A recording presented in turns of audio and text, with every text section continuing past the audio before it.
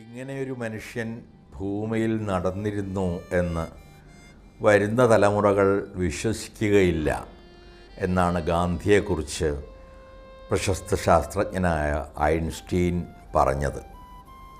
എന്നാൽ ഇങ്ങനെയൊരു മനുഷ്യൻ ഭൂമിയിൽ നടന്നിരുന്നു, ജീവിച്ചിരുന്നു, അനേകം ആളുകളുമായി പ്രതിപ്രവർത്തിച്ചിരുന്നു, ഇന്ത്യയുടെ സ്വാതന്ത്ര്യത്തിനു വേണ്ടിയും ഇന്ത്യയുടെ വിഭജനത്തിനെതിരായും പൊരുതിയിരുന്നു, ഇന്ത്യയിലെ മതസൗഹാർദ്ദത്തിനു വേണ്ടി ജീവിതം മുഴുവൻ സമർപ്പിച്ചിരുന്നു എന്നെല്ലാം നമ്മെ വീണ്ടും വീണ്ടും ഓർമ്മിപ്പിക്കുന്ന ഒരു ചിത്രപ്രദർശനമാണ് ഇപ്പോൾ ലളിതകലാ അക്കാദമിയിൽ നടക്കുന്നത്.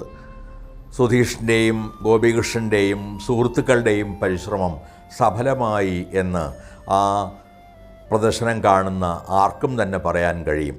ഗാന്ധിയുടെ അവസാന ദിനങ്ങൾ, അവസാനത്തെ പോരാട്ടങ്ങൾ, അവസാനത്തെ സംഘർഷങ്ങൾ, അവസാനത്തെ സമന്വയ ശ്രമങ്ങൾ, ഇവ മുഴുവൻ അത്ഭുതകരമായ രീതിയിൽ പകർത്തിയെടുക്കുന്ന ചിത്രങ്ങളാണ് ഇവിടെ പ്രദർശിപ്പിക്കപ്പെട്ടിട്ടുള്ളത്.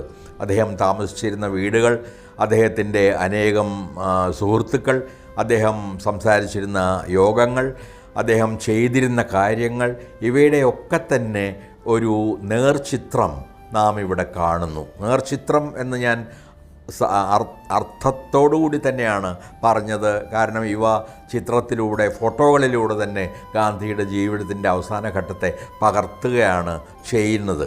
പ്രത്യേകിച്ചും ഈ സമയത്ത് ഗാന്ധിയുടെ അവസാന ദിനങ്ങളെക്കുറിച്ചുള്ളൊരു പ്രവർത്തനത്തിന് സവിശേഷമായ സാമൂഹ്യ, രാഷ്ട്രീയ, ദേശീയ പ്രാധാന്യമുണ്ട് എന്ന് ഞാൻ കരുതുന്നു.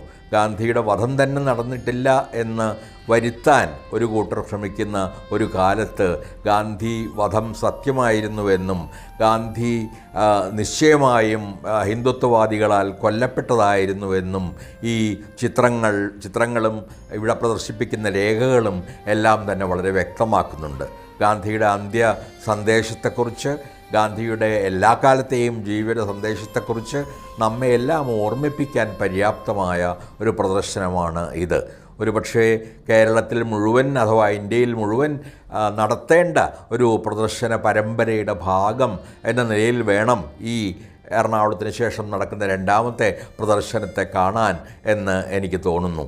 ഗാന്ധിയെ അടുത്തറിയുന്നതിന്, അദ്ദേഹത്തിൻ്റെ സന്ദേശം അടുത്തറിയുന്നതിന്, എല്ലാ മതങ്ങളിൽപ്പെട്ട ആളുകൾക്കും അദ്ദേഹം പകർന്നു നൽകിയ ദീർഘദർശനത്തെക്കുറിച്ച് അറിയുന്നതിന്, ഇന്ത്യ എന്ന ആശയത്തിൻ്റെ സ്വരൂപീകരണത്തിൽ ഗാന്ധി വഹിച്ച പങ്കിനെക്കുറിച്ച് അറിയുന്നതിന് ഈ പ്രദർശനം അങ്ങേയറ്റം ഉപകാരപ്രദമാണ്.